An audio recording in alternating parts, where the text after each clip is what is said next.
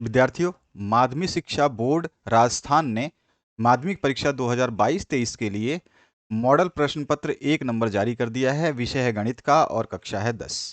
3.25 घंटे का समय रहेगा और 80 पूर्णांक रहेगा। सारी चीज़ें बताऊंगा। इससे पहले मैंने अंग्रेजी विषय जो है आपको करा दिया है। अंग्रेजी विषय का पेपर कैसा बनेगा, उसका मॉडल पेपर नंबर 1 हमने देख लिया है।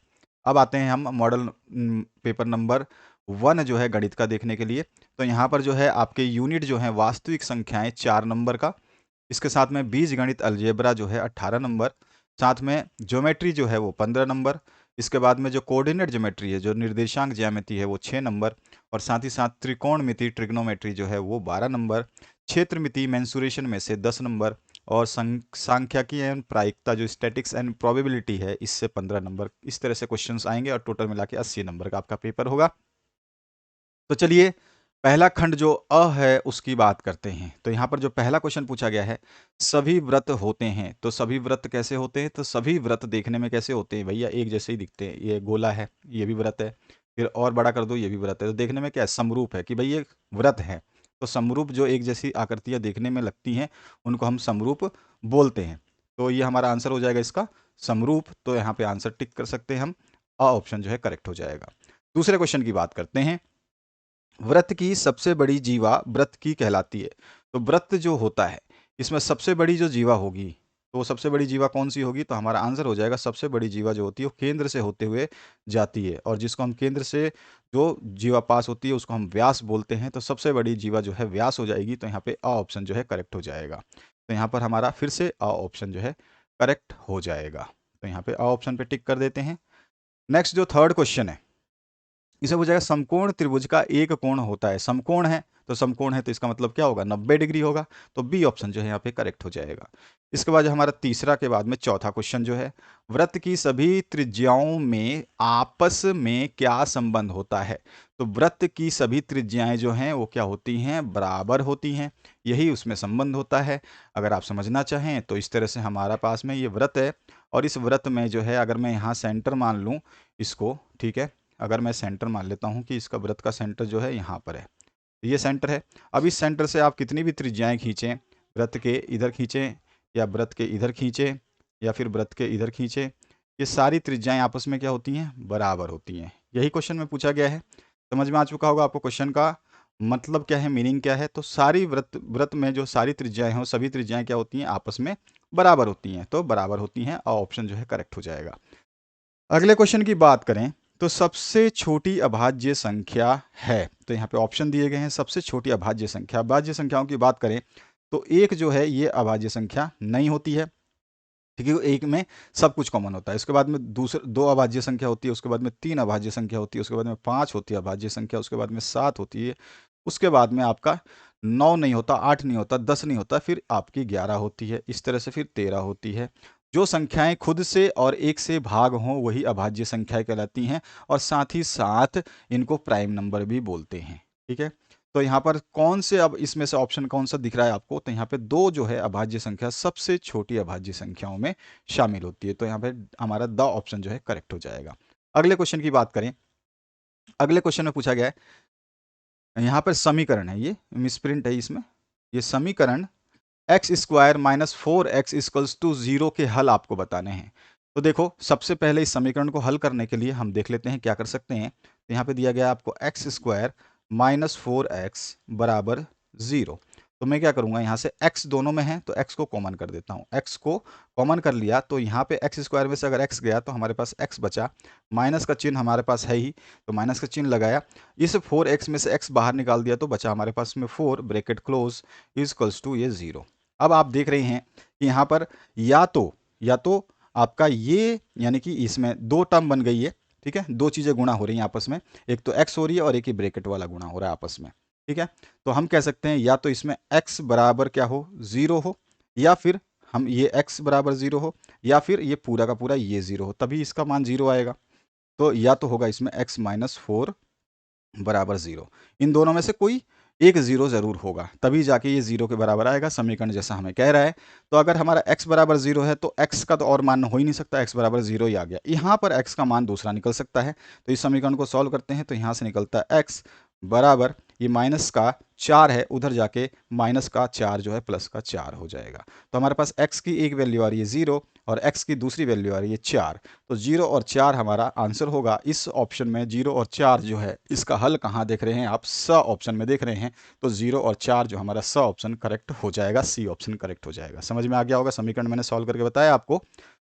अगले क्वेश्चन की बात करते हैं। यहाँ पे जो है 7वां क्वेश्चन, बंटन 3, 1, 5, 11, 7 का माध्य निकालना है। तो माध्य निकालने का जानते ही हैं आप, छोटा सा फॉर्मूला होता है जिसमें संख्याएं होती हैं, उनको आपस में जोड़ करके जो है उनको डिवाइड कर दिया जाता है जितने संख्याएं हैं। तो अगर मैं जोड़ूं तो यहाँ पे पहले 3, फिर उसके साथ में दिया गया है आपको 1, प्लस में फिर दिया गया है आपको 5, फिर 11, फिर 7। तो 5 + 11 + 7, ये आपका कितनी संख्याएं हैं? 1, 2, 3, 4, 5 संख्याएं हैं। तो इसको हम सभी को जोड़ने के बाद में इनमें 5 का भाग दे देंगे। अब हम इनको जोड़ते हैं तो 3 और 1 4, 4 और 5 9, 9 और 11 20, 20 और 7 27, 27 बटे में 5 हमारे पास में आ गया आंसर। अब हमारे को यहाँ पे ऑप्शन जो है वो देखना है, इसको डिवाइड करके देख लेते हैं। तो हम क्या करें, यहाँ पर इसको डिवाइड कर लेते हैं। तो डिवाइड में कर रहा हूँ ऐसे, यहाँ पर रखता हूँ 27 और बाहर रखता हूँ 5, 5 चौक 20 है ना, और पचम 25, पचम 25 5 बार चला जाएगा तो पचम 25। ठीक है, फिर बचा हमारे पास 2, पॉइंट लगाया, फिर यहाँ पे 0 लगाया, 5 चौक 20, तो 5.4 हमारे पास आंसर आया इसका माध्य। तो यहाँ पर देखिए 5.4 जो है स ऑप्शन हमारा करेक्ट है। आगे बढ़ते हैं नेक्स्ट क्वेश्चन की तरफ। आराम से समझ लेना, आपको हर चीज़ समझाते हुए जा रहा हूँ। 2022 का मॉडल पेपर मैंने सॉल्व कर दिया था सभी विषय का, उनको भी आप देख सकते हैं, प्लेलिस्ट डिस्क्रिप्शन बॉक्स में मिलेगी। और 2023 का आप देख ही रहे हैं, पहला मॉडल पेपर 2023 का सॉल्व किया जा रहा है। ये मॉडल पेपर आपको कहीं नहीं मिलेंगे हमारे चैनल के अलावा सॉल्यूशन के साथ में। आपको बताता हूँ, विश्वास नहीं हो तो आप सर्च करके देख सकते हैं। यहाँ पर जो दूसरा अगला क्वेश्चन है, एक पासे को फेंकने पर अंक 7 आने की प्रायिकता होगी। अब यहाँ पे बहुत अच्छा क्वेश्चन है और आपको कंफ्यूज करने वाला क्वेश्चन है। इसमें क्या बोल रहे हैं, एक पासे को फेंकते हैं, पासा आप जानते ही हैं जिसको डाइस बोलते हैं हम इंग्लिश में, DICE, डाइस। डाइस जो होता है आप जानते ही हैं, कुछ इस तरह का आपको वो देखने को मिलेगा आपको डाइस। तो ये चतुर्भुज जैसा होता है आपका डाइस, आपने देखा, लूडो खेला होगा आपने, तो आपने इस तरह का डाइस जरूर देखा होगा। ठीक है ना, इस पे गोटियों पे जो है 1 2 3 4 5 6 साइड होती हैं और 6 ही इसमें नंबर होते हैं। तो इसमें नंबर क्या होते हैं, 1 2 3 4 5 और 6 नंबर होते हैं। अब इसमें बोल रहा है कि अंक 7 आने की प्रायिकता। भैया इसमें 7 तो है ही नहीं, जब नंबर ही 6 होते हैं तो अंक ही नहीं है, तो प्रायिकता क्या होगी, 0 हो जाएगी, यानी कि प्रायिकता हो ही नहीं सकती। तो हमारा आंसर क्या हो जाएगा, ऑप्शन करेक्ट हो जाएगा। क्लियर हुआ। नेक्स्ट क्वेश्चन की बात करते हैं। गोले के क्षेत्रफल का सूत्र। यहाँ पर गोले का क्षेत्रफल देखिए, क्षेत्रफल का फॉर्मूला पूछ लिया। गोले का क्षेत्रफल जो होता है 4πr² होता है। तो 4πr² होता है, तो यहाँ पे क्या आंसर हो जाएगा, ऑप्शन करेक्ट हो जाएगा। सूत्रों को अच्छे तरीके से याद करना है आपको। ठीक है, अब आते हैं नेक्स्ट क्वेश्चन पे। ये नीचे वाला जो आपका 4πr², केवल πr² है, ये गोले का नहीं है। ये किसका है, ये है आपका वृत्त का। ये ध्यान रखना, गोला और वृत्त में अंतर होता है। इसके बाद आते हैं हम समांतर श्रेणी जो है 1, -2, -5, -8 का सार्व अंतर आपको निकालना है। आपको पता है सार्व अंतर निकालने के लिए हमें पिछले टर्म में से अगले वाले टर्म को जो है माइनस करना पड़ता है। तो अगर मैं पिछला टर्म लूँ तो -2 है, तो -2 में से मुझे घटाना होगा अगले वाले टर्म को। जो अगला वाला टर्म क्या है, ये 1 है, तो मैं घटा देता हूँ 1 को। तो 1 को घटाऊंगा तो मेरे पास क्या आंसर आएगा, -1 और -2 मिलके बनेंगे -3, यानी कि इसका सार्व अंतर जो आ रहा है -3 आ रहा है। ऑप्शन देखिए, इसमें -3 कहाँ पर है, ए ऑप्शन में है, तो हमारा ए ऑप्शन जो है करेक्ट हो जाएगा। अगले क्वेश्चन की बात करते हैं। समांतर श्रेणी 1 3 5 7 का सार्व अंतर होगा। वही सेम क्वेश्चन है, बस इसमें डिजिट चेंज किया गया है। तो हमको क्या है, पिछले में से जो पिछला नंबर है, कोई भी जो पिछला नंबर है, मतलब जो अगला नंबर है उसमें से पिछला वाला नंबर माइनस करेंगे। तो अगला नंबर इसमें 3 है, 3 का अगला नंबर 5 है, 5 का अगला नंबर 7 है। तो कोई भी आप अंक लीजिए और उसके पीछे वाला अंक को घटा दीजिए। तो यहाँ पे 3 जो है अंक लिया, इससे पीछे अंक जो है 1 है, इसको माइनस करेंगे इसमें से, और हमारे पास जो आ जाएगा आंसर 2, यानी कि इसका जो सार्व अंतर होगा वो हो जाएगा 2, यानी कि 100 ऑप्शन करेक्ट हो जाएगा। अगले क्वेश्चन की बात करते हैं। क्वेश्चन नंबर जो 7 है, समांतर श्रेणी के n पदों के योगफल का सूत्र जो है आपको बताना है। तो समांतर श्रेणी की जब n पदों का योगफल निकालते हैं तो उसका सूत्र होता है S n equals to n by two a plus में n minus one into d. ये x नहीं है, इंटू है, ठीक है ना, ये समझ लेना इंटू है, ठीक है, ये ध्यान रखना। तो यहाँ पर एस एन का फॉर्मूला जो है हमारा ये होता है। फॉर्मूले याद जरूर करें, याद जरूर रखना है आपको, याद करिए फॉर्मूलों को अच्छी तरीके से, सभी फॉर्मूले याद होना चाहिए, समांतर श्रेणी का हो, वृत्त का हो, त्रिभुज का हो, या चाहे आपके मेंसुरेशन में कोई भी हो। इसके बाद में आपका जो नेक्स्ट पार्ट है इसमें पूछा गया है किसी समांतर श्रेणी का प्रथम पद 2 और सार्वंतर 3 है तो समांतर श्रेणी होगी। तो प्रथम पद जो है a जो है आपको दे रखा है, a बराबर कितना दे रखा है 2। अगला जो पद होता है a प्लस डी होता है। इसके बाद में तीसरा अगला पद होता है a प्लस में 2d होता है। उससे अगला पद जो होता है a प्लस में 3d होता है। उससे अगला पद जो होता है a प्लस में 4d होता है। तो इस तरह से हमारा बढ़ता जाएगा डैश डैश डैश करके 5d 6d 7d ए में जुड़ते जाएंगे। तो ए अगर आपका 2 है तो अगला पद जो है ए प्लस डी का मतलब ए तो आपको 2 दिया है, डी कितना दिया है, डी हमारे को दिया है सार्वंतर डी होता है, तो डी हमारे को दिया है 3, तो 3 जोड़ देंगे तो अगला पद आ गया हमारे पास 5। अब अगला फिर इसमें आपका है ए प्लस में 2d, तो ए हमारे को 2 दे रखा है प्लस में 2d, 2 इंटू डी, डी कितना है 3 है, तो 2 गुणा 3 कितना हो गया 2d है ना 2d, तो 2 गुणा 3 कितना हो गया 6, तो हमारे पास आ गया ये 8। अगला जो है फिर से आपको ए दिया हुआ है ए प्लस में 3 इंटू डी, डी कितना है 3, तो 3 गुणा 3 है 9, तो 9 और 2 11, तो हमारे पास आ रहा है 2 5 8 11। ऐसा कोई है इसमें, तो 2 5 8 11 ये हमारा जो है समांतर श्रेणी बनेगा। अगले क्वेश्चन की बात करते हैं। अगला क्वेश्चन है एक द्विघात बहुपद में शून्यांकों की संख्या होती है। देखो द्विघात बहुपद है यानी कि उसकी स्क्वायर है, ठीक है। अगर स्क्वायर है तो हमेशा मैंने बताया है स्क्वायर का जो x के कितने मान मिलेंगे, कम से कम 2 मान मिलेंगे, ठीक है। तो यहाँ पर जो ऑप्शन होगा हमारा बी ऑप्शन करेक्ट हो जाएगा, 2 मान मिलेंगे, हमने देखा है और हमने समझा भी है। अभी मैं आपको दिखा देता हूँ, हमने अभी भी निकाला, आप थोड़ा सा कन्फ्यूजन देखिए, एक्स स्क्वायर वाला है तो इस तरह का द्विघात समीकरण होता है। अगर ये समीकरण है एक्स स्क्वायर दे दिया तो समझ करिए कि 2 मान निकलेंगे। अभी अभी हमने देखा इसमें 2 मान कौन कौन से निकले, 0 और 4, अभी अभी निकाला था हमने। तो इस तरह से एक्स स्क्वायर वाले यानी कि द्विघात समीकरण के जो हमारे मान निकलते हैं वो कितने होते हैं, 2 होते हैं, ठीक है। तो हमारे पास यहाँ पे आंसर आ गया शून्यांकों की संख्या जो है 2 निकलती है, बी ऑप्शन करेक्ट हो जाएगा। अगले पार्ट की बात करते हैं, अगले क्वेश्चन की बात करते हैं। इसमें दिया गया है 2x square plus 3x plus 4 equals to 0 में ए बी सी का मान आपको बताना है। तो आपको जो है पहले जनरल जो यानी कि जो आपका बहुपद होता है उसको हमें लिखना है। तो हमारा बहुपद का समीकरण जो होता है जनरल फॉर्मूला वो होता है a x square plus b x plus c equals to 0। वैसे माइनस होता है लेकिन मैं आपको यहाँ प्लस है तो प्लस को लेके चल रहा हूँ। तो यहाँ पे a x square plus b x plus c, a b c होता है। अब इसमें पूछा क्या, ए बी सी का मान पूछा है। तो यहाँ पे देखिए एक्स स्क्वायर के साथ ए क्या है, तो ए यहाँ पर 2 है, ठीक है। एक्स स्क्वायर के साथ ए क्या है, 2 है। अच्छा एक्स के साथ बी है, तो एक्स केवल एक्स कहाँ है, ये रहा। एक्स के साथ बी कितना है, तो बी इतना प्लस का 3 है, ध्यान रखना प्लस का 3 है, माइनस का होता तो माइनस का 3 लिखते। इसके बाद में केवल सी है, तो सी का मान कितना है, तो केवल सी का मान, इसके साथ कोई भी एक्स वैक्स नहीं होता तो सी होता है, वो सी हो गया। अब हमें पता चल गया कि ए हमको मिला 2, बी मिला 3 और सी मिला 4। तो ये वाला ऑप्शन कहाँ पर है, 2,3,4, 2,3,4। इसके अलावा कहीं भी ये ऑप्शन देखने को आपको नहीं मिल रहा है। तो हमारा ऑप्शन कौन सा हो गया, 2,3,4 जो है ए बी सी का मान होगा इस समीकरण के अनुसार, ठीक है। ए ऑप्शन करेक्ट हो गया। अगले क्वेश्चन की बात करें। अगला जो क्वेश्चन है इसमें देखिए प्रश्न 2 में 1 से लेकर 5 तक प्रत्येक एक अंक का है। तो इसमें सबसे पहला जो क्वेश्चन पूछा गया सबसे छोटी अभाज्य संख्या है। अभी अभी हमने एक क्वेश्चन किया था, ये शायद दोबारा रिपीट हो चुका है। तो हमें पता है कि सबसे छोटी अभाज्य संख्या जो होती है वो 2 होती है। इसके बाद में पाई के मान की गणना किस गणितज्ञ ने की थी, तो पाई के मान की गणना जो है आर्यभट्ट ने की थी। तो यहाँ पे ए ऑप्शन जो है हमारा करेक्ट हो जाएगा। पाई के मान की गणना किसने की थी, आर्यभट्ट ने की थी। अगला जो क्वेश्चन है वृत्त के क्षेत्रफल का सूत्र होता है। अभी अभी मैंने ऊपर बताया था जब गोले का क्षेत्रफल था वहीं उसके नीचे वृत्त का क्षेत्रफल था, और वृत्त का क्षेत्रफल का जो फॉर्मूला था वो भी सी ऑप्शन स ऑप्शन था, और यहाँ पे भी स ऑप्शन है, पाई आर स्क्वायर। क्या होता है, ये वृत्त का क्षेत्रफल होता है ये, ठीक है, ये क्षेत्रफल होता है। और ये 2 पाई आर क्या होता है, ये जो होती है ये परिधि होती है, ठीक है। ध्यान रखना मैं आपको बताते भी जा रहा हूं, तो ये क्या होती है, हमारी परिधि होती है। क्लियर हुआ। इसके बाद आते हैं नेक्स्ट पार्ट पे, यही फॉर्मूले होते हैं, ये दोनों फॉर्मूले नहीं होते हैं। अच्छा, त्रिज्या खंड के क्षेत्रफल का सूत्र आपको बताना है। त्रिज्या खंड के क्षेत्रफल का सूत्र आपको बताना है। तो देखो, त्रिज्या खंड का क्षेत्रफल जो होता है वो क्या होता है, वो होता है हमारा थीटा बाई 360, है ना। और क्षेत्रफल की बात कर रहा था, तो क्षेत्रफल वृत्त का क्या होता है भाई, त्रिज्या खंड किसका क्षेत्रफल है, मतलब त्रिज्या खंड किस में होता है, तो हमें पता है कि ये वृत्त के अंदर होता है, वृत्त के अंदर होता है। तो वृत्त का क्षेत्रफल क्या होता है, तो हमारा आंसर होता है पाई आर स्क्वायर।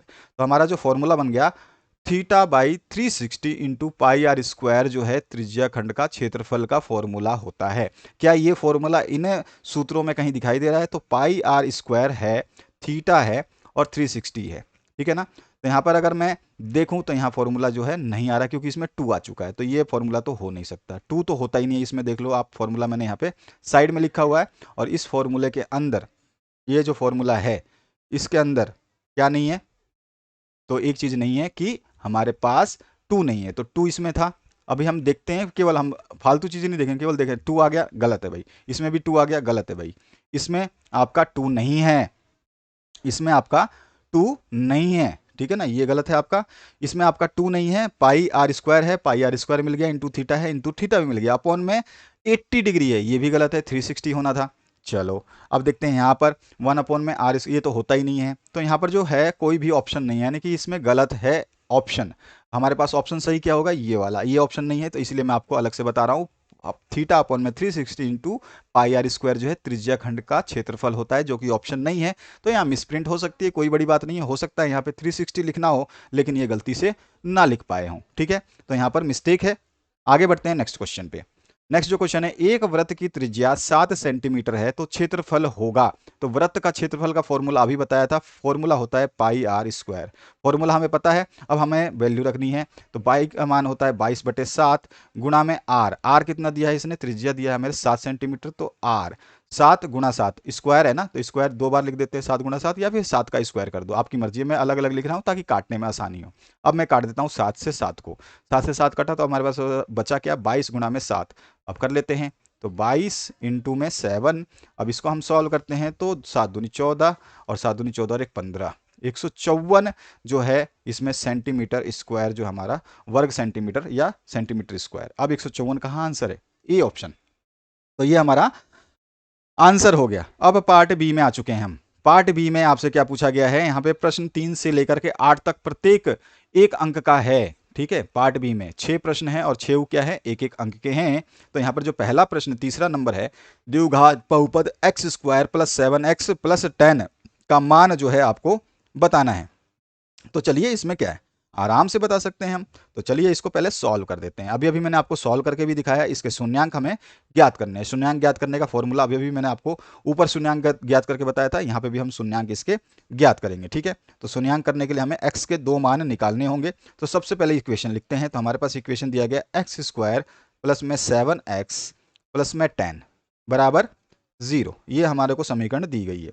तो अब हम इस समीकरण को लेते हैं, अब इसको स्प्लिट करते हैं, इस मिडल टर्म स्प्लिटिंग मेथड से इस 7 को तोड़ेंगे कि इसका जो जोड़ने पर तो 7 बने और आपस में वो गुणा हो तो 10 बन जाए, ठीक है ना। तो देखते हैं हम क्या बनेंगे। तो मैं यहाँ पे एक्स स्क्वायर का एक्स स्क्वायर लिखता हूँ, इस 7x को मैं तोड़ता हूँ, तो 7x को क्या लिख सकता हूँ मैं, 5x, ठीक है, 5x। अभी 7 में कितना बचा है, 7 बनाने में तो 2x और बचा हुआ है, तो 5 और 2 7, ये वाला जो टर्म तोड़ के मैंने लिखा 5 + 2 लिख दिया, प्लस में 10 बराबर 0, लिखने की आवश्यकता लिख सकते हैं, ठीक है। अब इसके बाद में, अब हमने तोड़ दिया, तो अब क्या करेंगे, हम पहले ये 2 वाले लेंगे, एक एक ये वाले 2 लेंगे, और फिर उसके बाद में ये दोनों लेंगे। अब पहले ये दोनों लेते हैं, तो ये दोनों लेता हूं, तो मैं इसमें से x, देखो इसमें भी है x, इसमें भी है, तो मैं क्या करता हूँ, x को बाहर ले लेता हूँ। x बाहर लूंगा तो मुझे पता चला कि एक्स स्क्वायर में से अगर x गया तो x बचता है, प्लस का साइन है, प्लस का लगाया, 5x है, 5x में से x अगर मैं बाहर निकालता हूं तो 5 बचता है, फिर प्लस का साइन है, प्लस का साइन लगाया मैंने। अब इसके बाद में यहाँ पर देखिए, दोनों में x नहीं है तो x तो बाहर नहीं निकाल सकता, लेकिन दोनों में जो है 2 कॉमन आ सकता है, क्योंकि 2 के पहाड़े में 10 आता है और 2 यहाँ पे कॉमन है, तो मैं 2 बाहर ले लूंगा। 2 बाहर अगर लिया तो 2 बाहर ले लिया, तो यहाँ क्या बचा, x बचा, x लिख दिया, प्लस का साइन है, प्लस लिख दिया। अब यहाँ पे 10 है और यहाँ पे 2 बाहर ले लिया, तो यहाँ पे क्या बचना चाहिए, 5 बचना चाहिए भैया, 5 दूना 10 तो 10, ठीक है ना, तो 5 बचा ना यहाँ पे। आगे क्लियर, यहाँ पे इक्वल्स टू 0।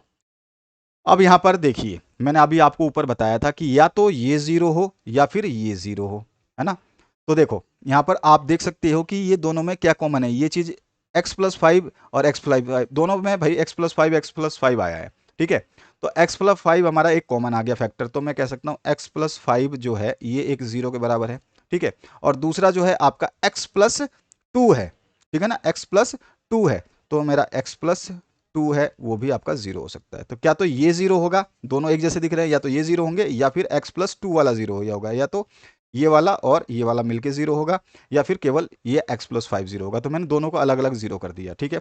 अब जीरो कर दिया तो मैं यहाँ से इसका मान निकालूं x का, तो यहाँ से x का मान निकल जाएगा, अगर x+5 है तो उधर ले जाऊंगा तो ये +5 क्या हो जाएगा, -5 हो जाएगा। यहाँ पर x+2 है तो यहाँ से x का मान क्या निकलेगा, x छोड़ दूंगा तो ये +2 उधर जाएगा, तो x -2 हो जाएगा, ये है ना।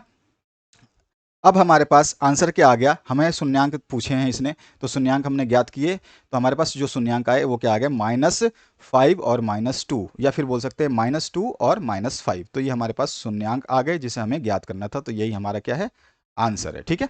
अगले क्वेश्चन की बात करते हैं।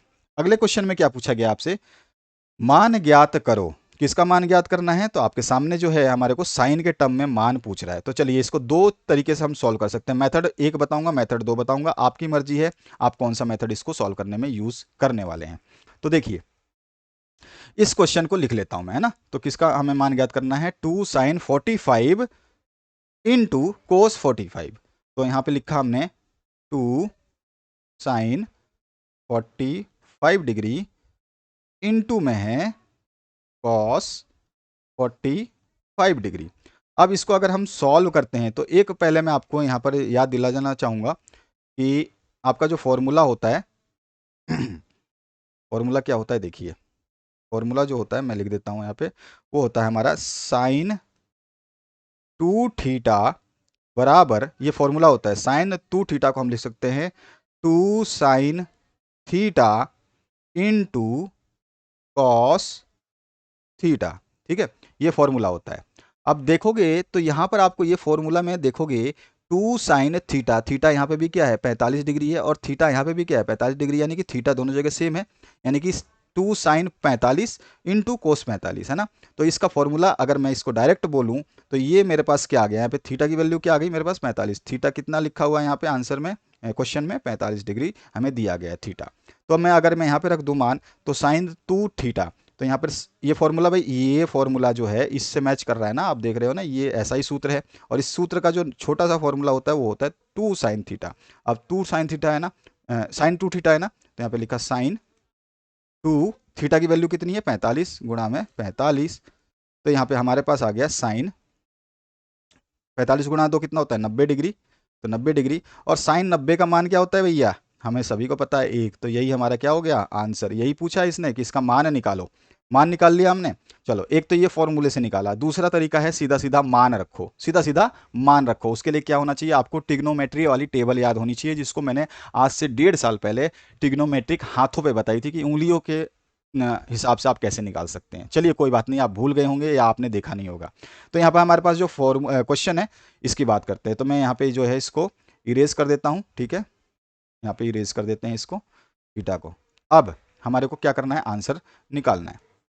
अब देखिए 2 sin 45, तो मैं लिखता हूँ 2 इंटू साइन है, साइन, अरे सॉरी 2 इंटू sin 45 है ना, तो 2 इंटू sin 45 का मान क्या होता है, तो सभी को याद होना चाहिए, अगर याद नहीं है तो भाई याद करो, रटो, कुछ भी करो। sin 42 जो होता है वो होता है 1/√2, ठीक है। तो sin 45 का मैंने ये लिख दिया 1/√2, इंटू में क्या है फिर से आपको cos 45 डिग्री है, cos 45 का मान क्या होता है, तो इसका भी मान होता है 1/√2, ठीक है। आपको जो अच्छा लगे वो फॉर्मूले से कर सकते हैं। एक फॉर्मूला तो मैंने आपको अल्टरनेट ये बताया, मेथड नंबर 1 था, ये मेथड नंबर 1 है, और ये आप देख रहे हैं मेथड नंबर 2, ठीक है। तो यहाँ पर हमने मान रख दिए, कोस 45 का रख दिया और साइन 45 का। अब देखो आपको पता है कि जब हम रूट से रूट गुणा करते हैं तो रूट हट जाता है, आपको पता ही है ना कि √4 गुणा में √4, मैं बता रहा हूँ एक बात, √4 गुणा √4 क्या होता है 4 होता है, ठीक है, रूट रूट हट जाएगा। तो यहाँ पे √1/√2 1/√2 आपस में गुणा होंगे तो 1/2 हो जाएंगे। ठीक है, अब 1/2 हो गया, जब इन दोनों को गुणा किया ये 1/2 हो गया, तो मेरे को दिख रहा है कि 2 गुणा में 1/2 क्या होता है, 2 से 2 कैंसिल आउट करूंगा तो बचा क्या, 1। तो हमारे पास क्या आंसर आ गया, 1। यही हमारा आंसर था, पहले भी 1 आया और बाद में भी 1 आया, तो यही हमारा आंसर है। इसका सोल्यूशन आप इस तरह से निकाल सकते हो, मेथड नंबर 2 या मेथड नंबर 1 से, आपकी मर्जी है, जो आपको ईजी लगता है उस हिसाब से निकालें। आपको फॉर्मूला अगर याद रहता है तो आप डायरेक्ट इसको चेंज कर दोगे केवल 2 साइन 2 थीटा में, और थीटा की वैल्यू 45 है दोनों में, तो 45 रखेंगे, तो साइन 2 थीटा की जगह क्या रखा, 45, सीधा सीधा साइन 90 आया। साइन 90 का मान मुझे पता है कि क्या होता है, 1 होता है। ठीक है, तो इस तरह से हम निकाल सकते हैं। अगला जो क्वेश्चन है, निम्न संख्या युग्म का यूक्लिड विभाजन विधि द्वारा महत्तम सामर्थ्य यानी कि HCF ज्ञात करना है। कौन सी संख्या का, 210 और 55 है हमारे पास दिया हुआ, और बोल रहा है भैया 210 और 55 का क्या करो, आप हमें निकाल के दिखाओ यूक्लिड विभाजन द्वारा HCF। तो HCF जो है यूक्लिड विभाजन का कैसे निकलेगा, मैं इनको इरेज कर रहा हूं, इसके बाद जो है हम HCF निकालने वाले हैं। ठीक है, तो HCF निकालने के लिए मैं इसको इरेज कर रहा हूं, तो चलिए इसको इरेज कर देता हूं। तो ये हमने इरेज किया। अब हम बात करते हैं HCF निकालने की। तो HCF निकालते हैं 210 और 55 का। हमें किसका निकालना है, 210 और 55 का। तो हमें पता है HCF निकालने का यूक्लिड विधि से क्या होता है, जो संख्या इसमें छोटी होती है उसको बाहर, और जो संख्या बड़ी होती है उसको अंदर। छोटी संख्या इसमें 55 है, हमने रखा 55 को बाहर और 210 को रखा अंदर। कितनी बार में जाएगा 55 से, तो 55 से ये हमारा जाएगा 3 बार में। तो हमारे को एक फॉर्मूला याद होना चाहिए कि हमारा जो यूक्लिड विभाजन वाला विधि जो है, ये यूक्लिड विभाजन क्या बोलता है, इसका एक फॉर्मूला क्या होता है, ये बोलता है कि जो हमारा आएगा HCF, ए बराबर क्या होता है, तो ए बराबर जो होता है वो होता है B इंटू क्यू प्लस में R। अब ये ए बराबर B इंटू क्यू प्लस में R क्या है अभी बताऊंगा। ठीक है, ए जो होता है ये अंदर वाला संख्या होता है, ठीक है, ए। और बी जो होता है ये क्या होता है आपका, तो बी जो होता है हमारा वो हो जाता है आपका, जो आपका ये कोसेंट है, भागफल। बी हमारा जो है हमारा भागफल हो जाएगा, सॉरी, बी जो हमारा बाहर वाली संख्या, ए हमारा अंदर वाला संख्या, देखो ए हमारी अंदर वाली संख्या, ठीक है, बी हमारी बाहर वाली संख्या, ठीक है, क्यू हमारी ये वाली संख्या, और आर हमारी अभी बताऊंगा। तो 55 को 3 से हमने जब किया तो हमारे पास आ जाएगा 165। 165 को जब मैं इसमें से घटा दूंगा तो मेरे पास बचेगा 45। 45 आया तो 55 से छोटा हो गया, इसका मतलब ये भाग आगे नहीं जाएगा, तो मैं यहाँ पर इसको रोकूंगा। और ये जो आर होता है, जो हमारे पास शेषफल आया है, रिमाइंडर जिसको बोलते हैं, ये शेषफल जो है आर दर्शाता है।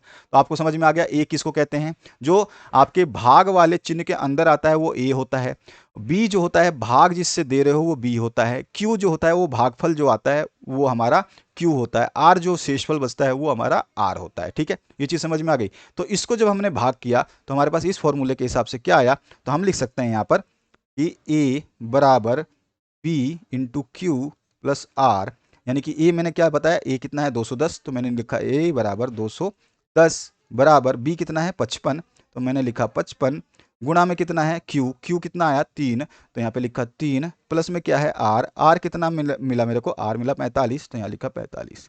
तो ये 210 का टुकड़े ये हुए। पहला हमने कंडीशन कर लिया, लेकिन ये भाई जब तक जीरो नहीं आएगा, जब तक ये खत्म नहीं होगा, तब तक हमें करना पड़ेगा।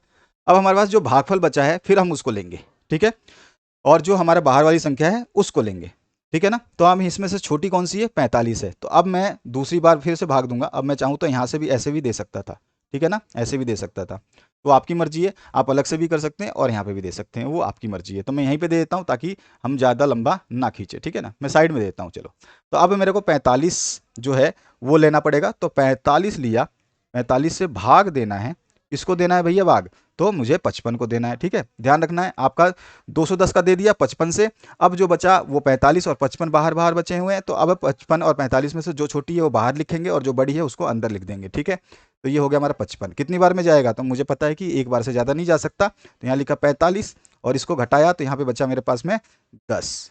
ठीक है, 10 बचा। अब 10 से 45 छोटा हो गया, लेकिन जीरो तो नहीं आया, तो मुझे पता है कि इसका भाग नहीं जाएगा। तो हमारे पास दूसरा जो इस इक्वेशन के हिसाब से दूसरा जो फॉर्मूला, दूसरा जो इक्वेशन बनेगी वो क्या बनेगी, तो मैं लिखूंगा इसमें, देखो अब इससे मिला लो, अंदर क्या है इसमें 55, देखो यहाँ पर है ना, ए क्या होता है अंदर वाला 55, तो मैं ए की जगह क्या लिख रहा हूँ 55 बराबर क्या हो गया, तो 55 बराबर हो गया 45, तो यहाँ पे लिखा हमने 45। गुणा में कितना है, गुणा में कितना करूंगा तो यहाँ पे भागफल कितना है 1, तो 1, ठीक है। प्लस में कितना, शेषफल कितना है 10, तो ये हमारा 55 का जो है ये आंसर हुआ, लेकिन हमारा 0 नहीं हुआ। तो अब हमें फिर से क्या करना पड़ेगा, फिर से इसको भाग देंगे किसको, 45 को, है ना। तो यहाँ 45 को देते हैं, आप अलग से करना चाहें अलग से कर देते हैं, ठीक है, कंफ्यूजन ना हो किसी को भी। अलग से मैं क्या कर रहा हूँ, फिर से ले रहा हूँ। अंदर क्या लिखना है अब, 45, 45 बड़ा है इसलिए अंदर, और जो 10 है आपका बचा हुआ वो छोटा है इसलिए बाहर। अब 10 से कितनी बार में जाएगा, तो मुझे पता है कि ये भैया 4 बार में चला जाएगा, तो मैं 4 बार में इसको भेज देता हूँ। तो ये हो गया हमारे पास में 4 बार में 40, 40 गया तो यहाँ बचा 5। फिर से देखा कि भैया अभी तक तो ये 0 नहीं हुआ, तो फिर मुझे ये इक्वेशन बनानी पड़ेगी। तो इक्वेशन में अंदर वाली कितनी संख्या है 45, तो मैं लिखूंगा यहाँ पे 45 बराबर कितना हो जाएगा, हमारे पास आया 10, ठीक है ना, 10 है ना बाहर, तो 10 गुणा में कितना, शेषफल कितना, भागफल कितना आया 4, तो यहाँ पे गुणा में 4 प्लस में शेषफल कितना आया था 5, तो ये लिख दिया 5। अभी यूक्लिड विभाजन विधि चल रही है, अभी हमारे पास 0 नहीं हुआ इसलिए हमारे पास पहला ये आया, ठीक है, फिर दूसरा हमने ये लिखा, फिर तीसरा हमने ये लिखा, और एक और चौथा लिखना पड़ेगा क्योंकि जब तक ये 0 नहीं आएगा तब तक। अब चौथा हमें फिर से भाग देना पड़ेगा, हमें पता है कि बड़ी संख्या जो है अंदर आ जाएगी, तो 10 तो इसमें बड़ी है और छोटी वाली 5 है बाहर आ जाएगी, 2 बार में जाएगा 10 कट जाएगा, ये रहा खत्म कहानी अब हुई, ठीक है। अब इतनी लंबी चौड़ी कहानी बनी, तो अब यहाँ पे क्या हो गया, यहाँ पे 0 आ गया ना। तो अब हम लिखेंगे यहाँ पर, सबसे पहले क्या लिखेंगे आपको पता है, अंदर वाली तो 10 बराबर 10 के बाद में हम क्या लिखेंगे, बाहर वाली संख्या कितनी है, तो 10 के बाद में हमारे पास में कितनी है 5 है, इनटू में कितनी है 2 बार में गया तो इनटू में 2, प्लस में क्या है, प्लस में भैया कुछ नहीं है तो इसका मतलब क्या हो गया 0, ठीक है।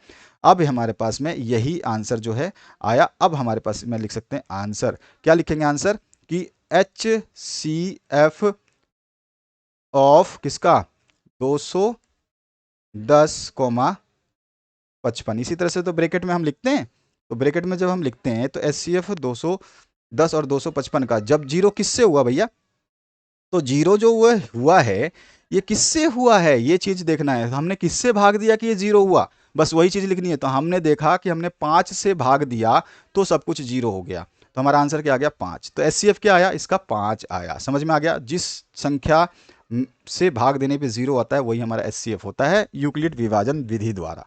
तो HCF समझ में आ गया, निकालना आसानी से आप निकाल लोगे, बिल्कुल बेसिक समझाया है मैंने। आगे बढ़ते हैं नेक्स्ट क्वेश्चन की तरफ। क्वेश्चन नंबर 6 देखिए, अभाज्य गुणन विधि द्वारा निम्न संख्याओं का महत्तम सामर्थ्य और लघुत्तम सामर्थ्य ज्ञात कीजिए। अब निम्न संख्याएं कौन कौन सी है देखते हैं।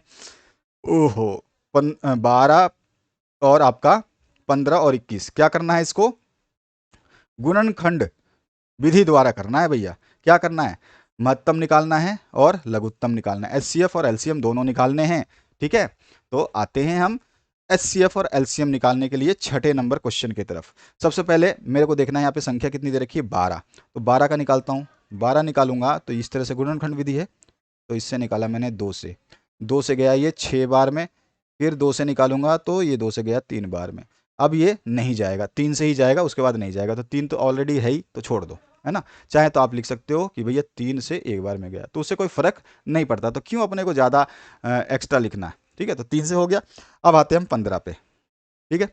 अब 15 का लिखते हैं, तो मैं 15 का थोड़ा सा दूर करता हूँ, तो यहाँ पे करते हैं 15 का। 15 किस में आता है, सबसे पहले 3 के पहाड़े में, तो 3 से कितनी बार में जाएगा 5 बार, 5 से फिर अब आगे नहीं कटेगा, 5 से 5 ही कटेगा, इसलिए हम इसको भी नहीं करेंगे, छोड़ देंगे। अगला पार्ट जो है वो ले लेते हैं, अगला पार्ट जो है हम थोड़ा सा दूर कर लेते हैं, यहाँ पे कर लेते हैं। अगला पार्ट है हमारे पास 21, 21 लिया, 21 को हम करते हैं तो 21 3 से जाएगा, 3 से कितनी बार में 7 बार में, उसके बाद जाएगा क्या 7 किसी और से, 7 किसी और से नहीं जाएगा, छोड़ देंगे, है ना। एक से जो जाता है उसको छोड़ देते हैं, खुद से जाता है उसको छोड़ देते हैं, कोई मतलब नहीं है फालतू में लंबा टाइम खराब करने का, अपना भी माथा खराब करने का। अब तो हमारे पास यहाँ पर देखिए कि अगर मैं इसकी बात करूँ तो यहाँ पे मेरे पास इसके गुणनखंड क्या आए, तो गुणनखंड आया 2 गुणा 2 गुणा 3, सही है। तो यहाँ पे लिखा 2 गुणा 2 गुणा 3, या फिर हम इसको लिख सकते हैं कि 2 की घात 2 गुणा 3, ठीक है, ये सही है ना। अब इसका जो गुणनखंड आया वो क्या आया, तो 3 गुणा 5, 3 गुणा 5, इसके अलावा तो है नहीं भाई, घात बनेगी नहीं। यहाँ पे इसका गुणनखंड कितना आया, तो इसका गुणनखंड आया 3 गुणा में 7, कितना आया 3 गुणा में 7। तो ये हमारे पास जो है गुणनखंड आए। तो 12 का निकाल लिया हमने, और 15 का निकाल लिया, और 21 का निकाल लिया। अब यहाँ से सुबह जो HCF होता है वो सबसे छोटा उभयनिष्ठ गुणनखंड होता है। ठीक है, तो HCF निकालना है मुझे। HCF बता क्या पूछा है, सबसे पहले महत्तम, इसको बोलते हैं HCF, ये लघुत्तम LCM। ठीक है, तो सबसे पहले HCF बता देते हैं। तो यहाँ पर अगर मैं HCF बताऊँ इस संख्या का HCF, तो मैं अभी हमने आपको HCF निकालना बताया कि HCF ऑफ 12, 15, 21, 12, 15, 21 बराबर कितना होगा। तो हमें उभयनिष्ठ यानी कि कॉमन गुणनखंड इसमें से छोटी वाली, क्या, दोबारा सबसे छोटा कॉमन अभाज्य गुणनखंड कौन सा है, इन सब में सबसे छोटा कॉमन कौन सा है। तो देखो सबसे छोटा 2 है, तो 2 इसमें है, लेकिन 2 इसमें नहीं है, 2 इसमें नहीं है। ठीक है, सबसे छोटा इसमें फिर 3 आता है, तो 3 इसमें भी है, 3 इसमें भी एक बार है, और 3 इसमें भी एक बार है। तो मेरे पास इसका अभाज्य गुणनखंड जो है, तीनों में क्या उभयनिष्ठ मिला, तीनों में क्या कॉमन मिला मुझे, तो 3 मिला। ठीक है, तीनों में 3 कॉमन मिला, और वो भी सबसे छोटी चीज है ना। तो मेरा यहाँ पे HCF क्या आ गया, इसका 3। ये हमारा हो गया आंसर। समझ में आ गया आपको। तो इस तरह से हमें तीनों अलग अलग निकालने हैं, उनके गुणनखंड लिखने हैं, और उसमें से कॉमन निकालना है। अब बचता है हमारे पास LCM। तो अब मैं फिर से क्या करूँगा, LCM निकालूंगा। तो LCM L.C.M ऑफ 12, 15, 21 बराबर कितना होना चाहिए। तो हमारे को पता है कि LCM जो निकलता है ना, वो होती है सबसे अभाज्य गुणनखंडों की अधिकतम घात कितनी है। ठीक है, अधिकतम घात जो है कितनी होती है, बस वही लिखनी है। तो देखो अधिकतम घात किसकी कितनी है, सबसे पहले इंपॉर्टेंट चीज ध्यान रखना। तो देखो यहां पर 2 की अधिकतम घात कितनी है, 2 है, तो मैंने सबसे पहले लिखा 2 की घात 2 गुणा। ठीक है, 2 के बाद में मैं देखूं तो भैया देखो यहां पर 3 की घात अधिकतम कितनी है, इसमें भी 3 की घात अधिकतम 1 है, 3 एक ही बार आया है, इसमें भी 3 की घात अधिकतम 1 ही है, और इसमें भी 3 की घात 1 ही है। यानी कि दो तीनों में जो है अधिकतम घात 3 की कितनी है भाई, सब में 2 की घात अधिकतम कितनी थी, तो 2 की घात केवल 2 ही सबसे ज्यादा थी सब में, तीनों में, है ना। ये आपको गुणनखंड याद रखने हैं, गुणनखंड से ही काम चल रहा है हमारा, केवल गुणनखंड से ही हमारा काम चलने वाला है। तो ये गुणनखंड को ही ध्यान रखना, जो सर्कल कर रहा हूं ध्यान रखना इसको।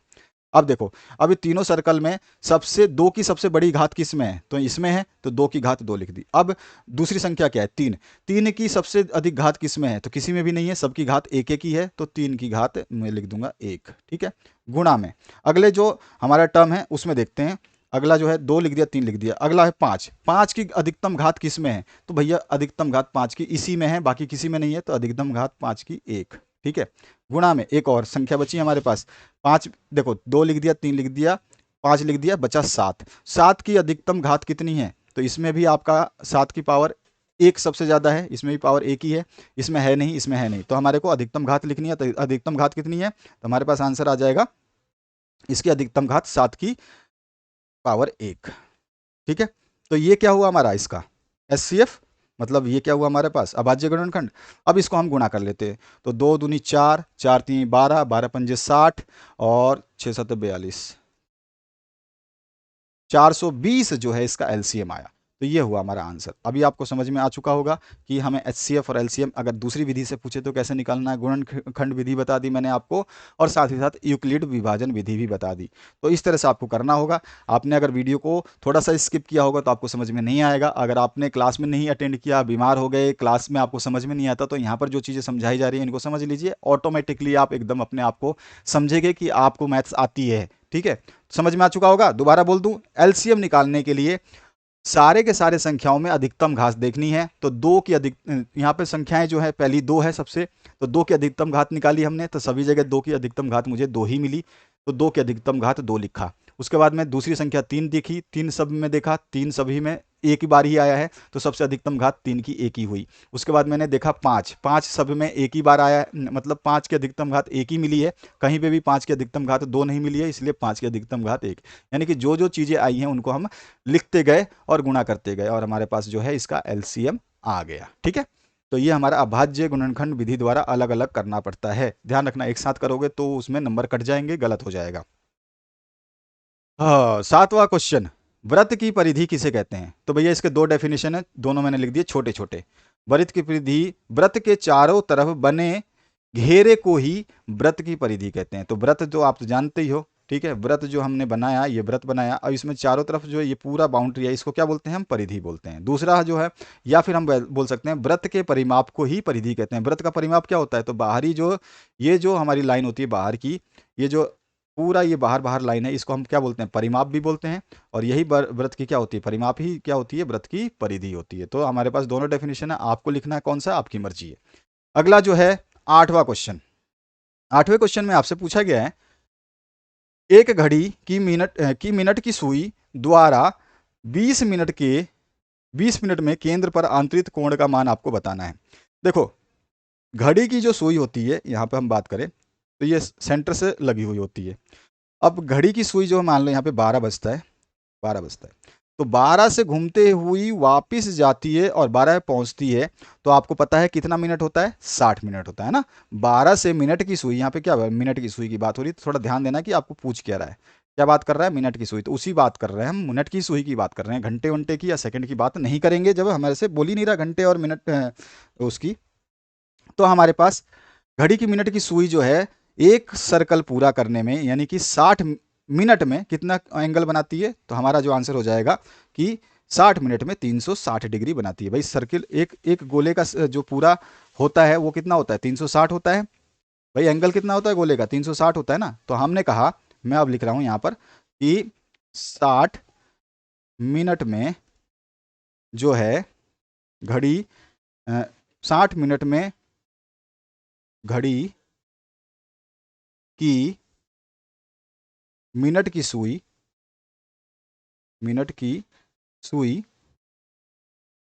कोण बनाती है बराबर, बनाती है लिख देना, बनाती है बराबर 360 डिग्री। समझ में आया?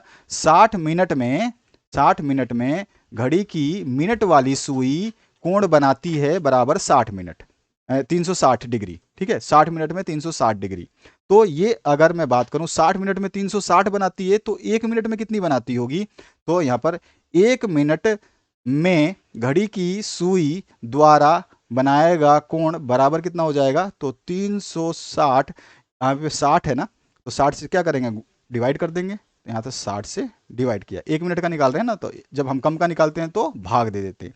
तो हम 1 मिनट का निकाल रहे हैं तो 60 को भाग दे देंगे, इसको काट देते हैं, 6 छंगा 36, 60, 6 6 6 6 6 6 6 6, 1 मिनट को यहाँ पर 0 से 0 गया तो 0 तो बचा ही नहीं, और 6 से 6 छंगा 36, केवल 6 ही बचा। तो एक मिनट में घड़ी की सुई जो है 6 डिग्री का कोण बनाती है। कितना बनाती है? दोबारा सुनो, 1 मिनट में घड़ी की सुई 6 डिग्री का कोण बनाती है। तो इसने हमें पूछा क्या है कि सुई द्वारा 20 मिनट में कितना कोण बनेगा, बस यही तो बताना है। तो भाई 1 मिनट में जब 6 डिग्री बनता है तो 20 मिनट में कितना बनेगा? तो 20 मिनट में बनाया गया कोण क्या हो जाएगा? 20 गुणा में 6। भाई 1 मिनट में 6, तो 20 मिनट में भाई 20 गुणा में 6, तो यहाँ पर 6 गुणा 20 120 डिग्री आंसर। समझ में आया आपको? बेसिक है, बिल्कुल बेसिक समझना, बस उसके बाद में तो आपको चैप्टर हलवा लगेगा। बेसिक समझना जरूरी है। टीचर्स बेसिक पे ज़्यादा ध्यान नहीं देते, वो डायरेक्ट क्वेश्चन में ये फॉर्मूला लगेगा कर दो, ये फॉर्मूला लगेगा कर दो। यहाँ पर सबसे बड़ी मिस्टेक बच्चों से यही होती है, या टीचर से भी यही होती है। खंड स भाग स की बात करें, अब यहाँ पे 2 अंकीय प्रश्न आ चुके हैं। पैटर्न यही रहेगा, ध्यान रखना, पैटर्न आपका नहीं बदलेगा। 9 से लेकर 15 तक के प्रश्न जो है 2 अंक के हैं। 9वां प्रश्न, कोस 45 डिग्री बटे में सेक 30 डिग्री प्लस कोस 30 डिग्री का मान ज्ञात कीजिए। अब जो आगे के प्रश्न हैं इनको आप देख लीजिए। यदि आप इनके सॉल्यूशन चाहते हैं तो कमेंट सेक्शन में कमेंट करना बिल्कुल ना भूलें। कमेंट करेंगे तो आगे के प्रश्न जो है पूरे सॉल्यूशन, जैसे आपने देखा एक एक चीज मैंने आपको डिस्क्राइब करते हुए चलाऊं पेपर में, एक एक क्वेश्चन को डिस्क्राइब किया कि कौन से क्वेश्चन में कैसे लिखते हैं, कौन सा क्वेश्चन कैसे सॉल्व करते हैं। तो ये चीजें आपको थोड़ा सा ध्यान रखनी है, ठीक है। तो आप जो है कमेंट कर देंगे, आपका जो है पेपर सॉल्यूशन कर दिया जाएगा। यहाँ पे 10वां जो क्वेश्चन है, यदि 2 संख्याओं और मैक्सिमम कमेंट आने पर 1-2 बच्चे के कमेंट से हम जो है हम सॉल्व नहीं कर पाएंगे, क्योंकि इसमें से लगता है समय। आप देख रहे हैं कि मैंने केवल आपको छोटे छोटे ही क्वेश्चन कराए हैं और ये वीडियो लगभग जो है 1 घंटे का बनने जा रहा है। तो बहुत बड़ी बात होती है, जब सॉल्यूशन करते हैं तो बहुत मेहनत लगती है, बहुत बोलना पड़ता है, गला सूख जाता है। आपको ये भी समझ में आना चाहिए कि हम कंटिन्यूस बोलते हुए आपको समझाते हैं, और आपको जो है मैक्सिमम कमेंट करना है, आपके दोस्तों को शेयर कर देना है, अपने आप कमेंट बढ़ जाएंगे। तो शेयर करना बिल्कुल ना भूलें, ताकि वो लोग भी देख पाए कि पैटर्न जो है आपका कैसा रहेगा, न्यू जो पैटर्न आपका लागू हुआ है ये न्यू पैटर्न कैसा होगा, साथ ही साथ इसको सॉल्व कैसे करेंगे, सारे विषय मैं प्रोवाइड कर रहा हूं। और इसके अलावा कहीं आपको अभी विषय नहीं मिलेंगे। दूसरा मॉडल पेपर जब जारी होगा तो मैं उसको भी सॉल्व करवा दूंगा। उसके लिए बिल्कुल भी टेंशन नहीं लेना, घबराना नहीं है, और बिंदास पढ़ते रहना है। बिल्कुल आप सटीक तरीके से पढ़ते रहोगे, आपको कोई दिक्कत नहीं होगी, ठीक है। और मैं आपको एग्जाम के मोस्ट इंपॉर्टेंट क्वेश्चंस करा भी दूंगा। ये तो आपके केवल मॉडल पेपर है जो बोर्ड ने जारी किए हैं अपना पैटर्न बताने के लिए। अब आगे बढ़ते हैं हम अगले क्वेश्चन पे। 10वां क्वेश्चन है, यदि दो संख्याओं 306 और 657 का महत्तम सामवर्त्य जो है आपको 9 दिया हुआ है, HCF ऑफ 306,657 दिया हुआ है 9। समझ में आ गया होगा आपको, अब तो ये याद होगा, अभी अभी मैंने आपको बताया कई बार, ठीक है। ये दिया हुआ है तो इनका ल स प निकालना है। क्या निकालना है आपको? लघुत्तम सामवर्त्य निकालना है। इसका एक फॉर्मूला अभी अभी मैंने आपको बताया भी था, और अभी आपको पता भी है कि दो संख्याओं का जो महत्तम सामवर्त्य जो इसका फॉर्मूला क्या होता है, आप अच्छी तरह से जानते भी हैं। इसको अगर हम निकालना भी चाहें तो बहुत इजी जानते ही हैं, मैंने बताया आपको। इसका छोटा सा फॉर्मूला होता है। इसमें क्या होता है? दोनों संख्याओं का गुणनफल, दोनों संख्याओं का गुणनफल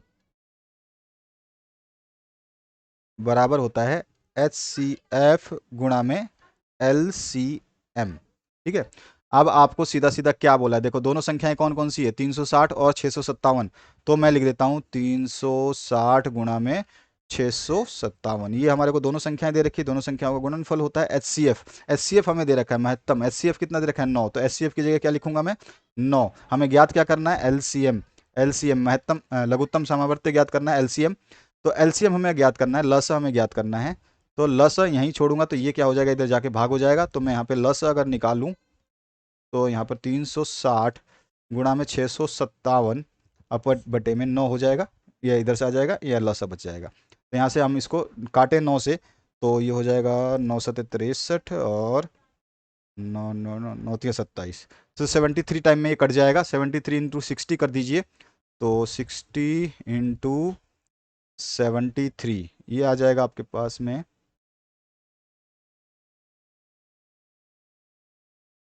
6 बार 6 0, 6 बार 6 18, 8332।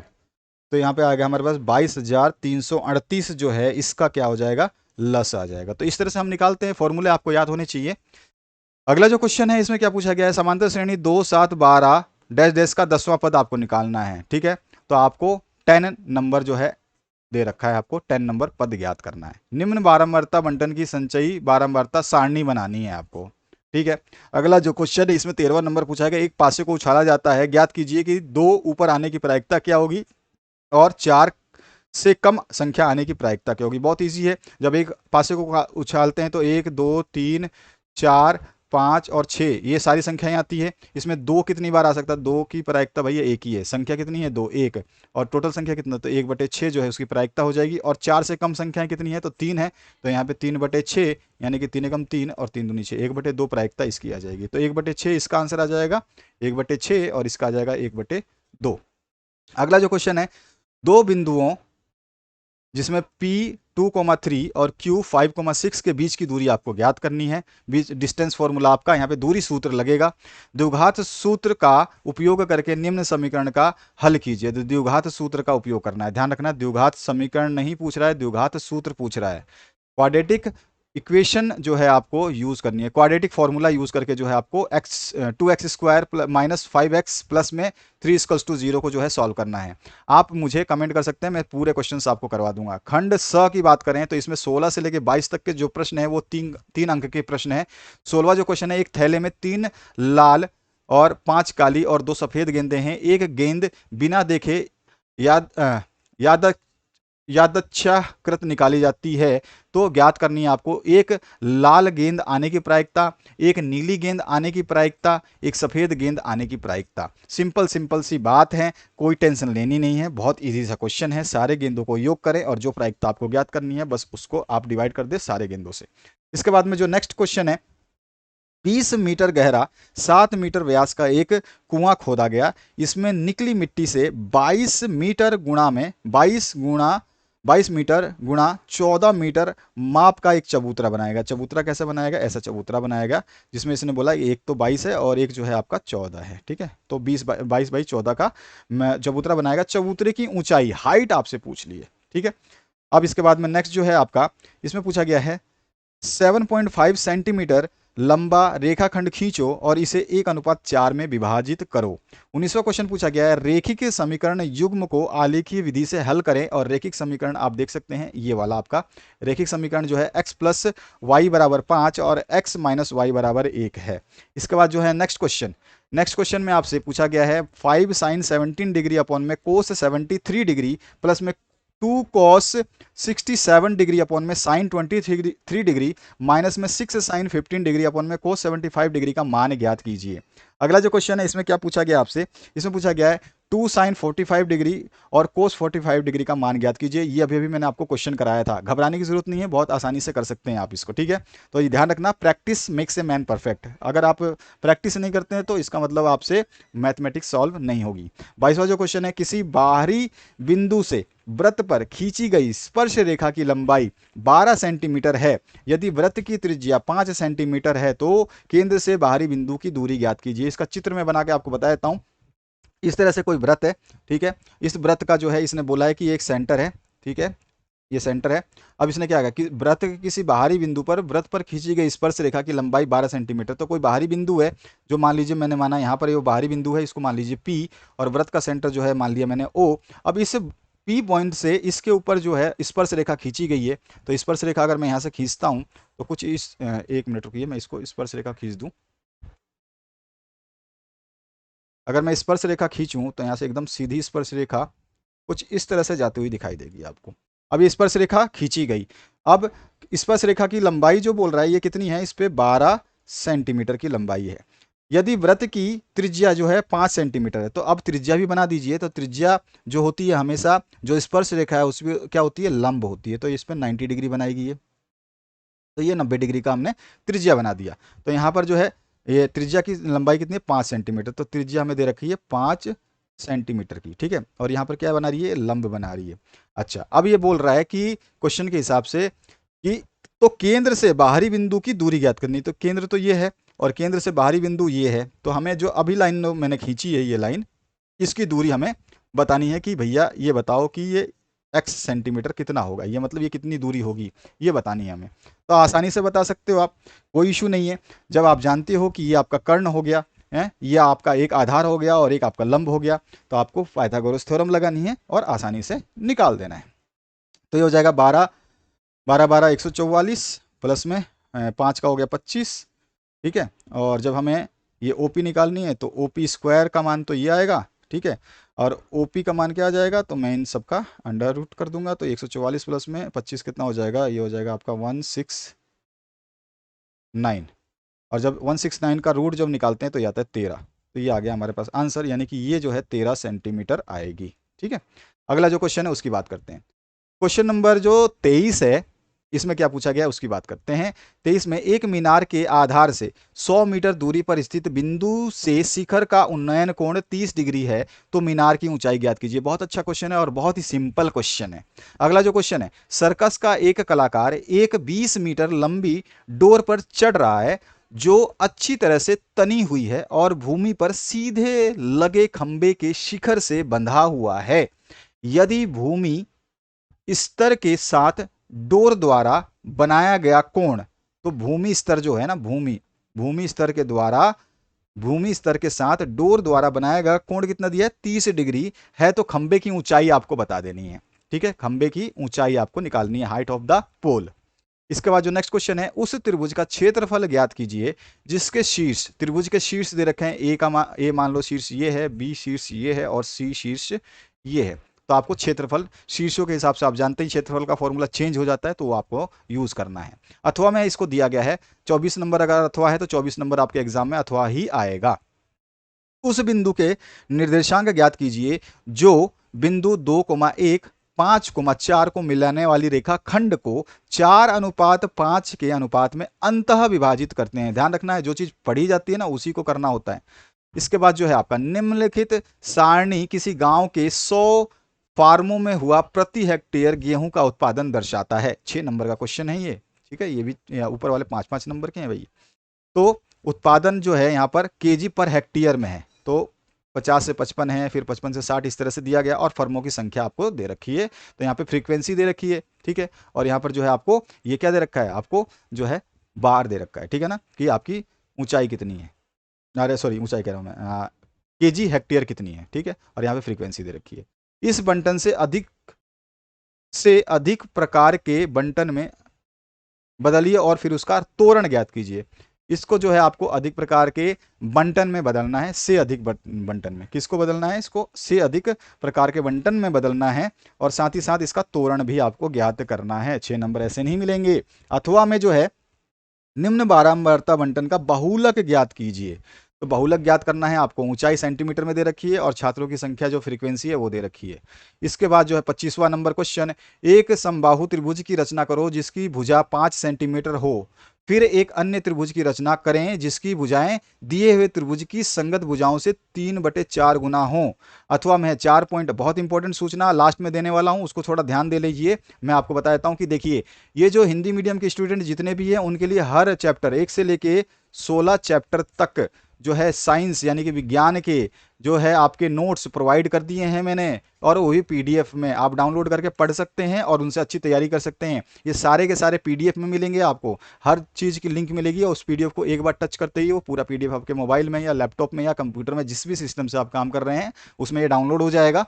तो रासायनिक अभिक्रियाएं, अम्ल क्षार, धातु, कार्बन और उसके यौगिक तत्वों का आवर्त वर्गीकरण, ठीक है, जैव पराक्रम, नियंत्रण एवं समन्वय, जीव जनन कैसे करते हैं, अनुवांशिकता, जैव विकास, प्रकाश, मानव नेत्र, रंग बिरंगा संसार, विद्युत और विद्युत धारा के चुंबकीय प्रभाव, ऊर्जा के स्रोत, हमारा पर्यावरण और प्राकृतिक संसाधन, पूरे 16 चैप्टर जो है यहाँ पर आपको पीडीएफ फॉर्म में हिंदी मीडियम के लिए बना दिए गए हैं और ये इंग्लिश मीडियम के लिए भी बना दिए गए हैं। तो दोनों ही एक ही प्लेलिस्ट में है। जैसे आप प्लेलिस्ट खोलोगे उसमें हिंदी भी मिलेगा और इंग्लिश भी मिलेगी। आप किस मीडियम से हैं उस वीडियो को खोलिएगा और उस वीडियो में जो पीडीएफ लिंक है उसको डाउनलोड कर लीजिएगा। तो ये सारे चैप्टर आपको देखने को मिल जाएंगे। जैसे देख सकते हैं आप, सारा यहाँ पर इंग्लिश में भी दिया गया है, हिंदी में भी दिया गया है, ठीक है। तो ये आपका, ये देखिए 16 चैप्टर हैं, 1 2 3 4 5 6 7 8 9 10 11 12 13 14 15 16, ठीक है। इसमें से कोई चैप्टर अगर रिपीट हुआ हो तो बात अलग है, बाकी ये 16 ही चैप्टर है, ठीक है। इसमें देख सकते हैं किसी का नाम अगर रिपीट हुआ होगा तो अलग होगा,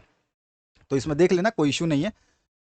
केमिकल इक्वेशन, इलेक्ट्रिसिटी है, इलेक्ट्रिसिटी लाइट है, मेटल्स है, सोर्सेस ऑफ एनर्जी है, आवर एनवायरनमेंट है, और क्या है, कंट्रोल एंड कोऑर्डिनेशन है, नेचुरल रिसोर्सेज है, ठीक है।